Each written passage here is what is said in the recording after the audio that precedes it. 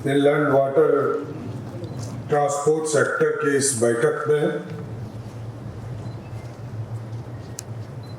देश के यशस्वी प्रधानमंत्री जी के साथ काम कर रहे असम के पूर्व मुख्यमंत्री और लोकप्रिय नेता माननीय सर्बानंद सोनोवाल जी, भारत सरकार के कपड़ा मंत्री आदरणीय गिरिराज सिंह जी, हम लोगों के साथी आदरणीय उप मुख्यमंत्री विजय सिन्हा जी, माननीय सांसद पूर्व मंत्री भारत सरकार रविशंकर जी, हम लोगों के वरिष्ठ मंत्री और बिहार के बारे में जैसा डिटेल आपको अभी बताने का काम किया आदरणीय विजय कुमार चौधरी जी, उत्तर प्रदेश के मंत्री आदरणीय दयाशंकर जी, हमारे बिहार सरकार की मंत्री आदरणीय शीला मंडल जी, बंगाल के मंत्री आदरणीय मानस जी, भारत सरकार के सभी पदाधिकारीगण, बिहार विधान परिषद के सदस्य आदरणीय दिलीप जायसवाल जी, सम्मानित मंच और मंच के सामने उपस्थित जल मार्ग से संबंध में बिहार क्योंकि नदियों का प्रदेश है और जिस प्रदेश में अपने कहीं से पानी नहीं निकलता है, या तो नेपाल के तराई से पानी आता है या हिमालय पर्वत से पानी आता है, और गंगा में जितना पानी बिहार के बॉर्डर पर आता है उससे 3 गुना अधिक पानी हम बिहार के लोग देकर झारखंड और बंगाल को देने का काम करते हैं। हमारे कई पदाधिकारी, जिला पदाधिकारी हमारे यहाँ बैठे हैं, ये लोग सारे लोग मॉनिटरिंग करते हैं। और बिहार की स्थिति यह थी कि आज से 15 साल पहले बिहार में 1,92,000 क्यूसेक पानी नेपाल से छूटते थे, तो लगभग 15 से 16 डिस्ट्रिक्ट हमारे बाढ़ में डूब जाते थे। लेकिन आदरणीय मुख्यमंत्री नीतीश कुमार जी के नेतृत्व में बिहार बदला और आज मैं गर्व से कह सकता हूं कि बिहार में वाटर मैनेजमेंट का काम, यहाँ विजय जी बैठे हैं, विजय चौधरी जी और कई साथी इस पे काम, संजय झा जी से लेकर विजेंद्र यादव, सभी लोगों ने इसमें काम किया। और आदरणीय मुख्यमंत्री के मार्गदर्शन में आपको जानकर बड़ा आश्चर्य होगा कि जहां 1,92,000 क्यूसेक पानी छूटते थे तो हमारे यहाँ 15 से 16 डिस्ट्रिक्ट में बाढ़ की स्थिति होती थी। आज लगभग 6.5 लाख क्यूसेक पानी नेपाल के तराई से छोड़े जाते हैं, तब भी हमारे यहाँ 100 गांव में ही पानी पहुंचता है। मैं धन्यवाद देता हूं आपको कि आप बिहार को चुना आपने, और गंगा का सबसे बड़ा स्पेन भी हमारा ही है।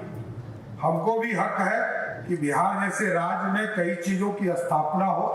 तो मैं जरूर सिर्फ मांग ही कर आपसे आग्रह करता हूं कि पटना में आदरणीय प्रधानमंत्री जी ने पटना मेट्रो चलाने का काम किया। आपसे आग्रह करूंगा कि पटना वाटर मेट्रो चलाने की कृपा करें, जिससे बिहार में ट्रांसपोर्टेशन का काम हो सके, क्योंकि यही एक रास्ता है जो सबसे सस्ता है।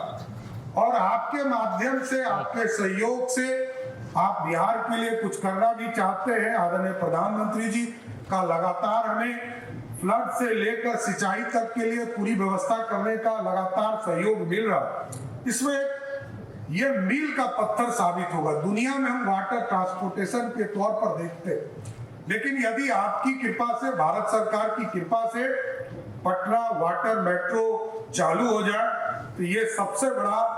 एक आशीर्वाद बिहार के लिए होगा। दूसरा, राष्ट्रीय जल मार्ग 1 से लगे बिहार के प्रत्येक जिले में कम से कम 2 नदी जेटी का निर्माण कराया जाए, जिससे कि यहाँ जो कई जिले हैं, यहाँ लगभग हमारे 10 डिस्ट्रिक्ट मजिस्ट्रेट बैठे हैं, 11 जिले हम टच करते हैं, और सभी जिले में यदि 2-2 जेटी का निर्माण कराया जाए तो हमारे यहाँ जो ट्रांसपोर्टेशन का काम है, माल ढुलाई का काम, हम पूरी व्यवस्था इसमें करने का काम कर पाएंगे। इसी तरह मल्टी मॉडल टर्मिनल, ये यदि भागलपुर कलकत्ता जाने के लिए, चाहे वो आपको कलकत्ता हो, भागलपुर से जोगबनी हो, और मल्टी मॉडल टर्मिनल की स्थापना इसलिए हम लोगों ने कहा कि ये पूरी तरह कनेक्ट हो सकता है, पानी से भी जुड़ सकता है, एयर ट्रांसपोर्टेशन का भी काम वहाँ शुरू हम करने जा रहे हैं, वहाँ रेलवे का ट्रांसपोर्टेशन बहुत पहले से चल रहा है। और सबसे बड़ी बात है कि गंगा के ऊपर पूरे बिहार में आप देखेंगे कि सभी जगह पर हमारा रेलवे कनेक्टिविटी आज नहीं, आजादी के पहले से जुड़ा हुआ।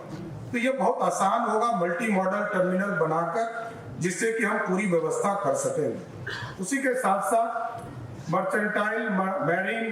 डिपार्टमेंट का एक स्थापना पटना में किया जाए और साथ ही साथ नदी में नदी पोर्ट क्रूज के मेंटेनेंस के रिपेयरिंग के लिए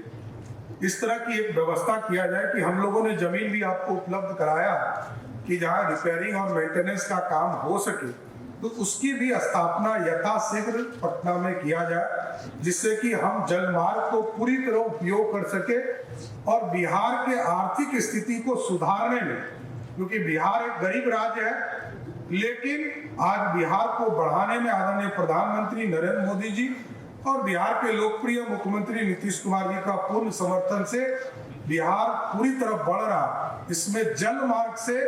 वाटर ट्रांसपोर्टेशन से और सारी व्यवस्था खड़ा करने से हमको ये जरूर ये विश्वास है कि इस मगध ने, इसी बिहार ने स्वर्णिम काल बिहार भारत को दिया है। आगे के दिनों में भी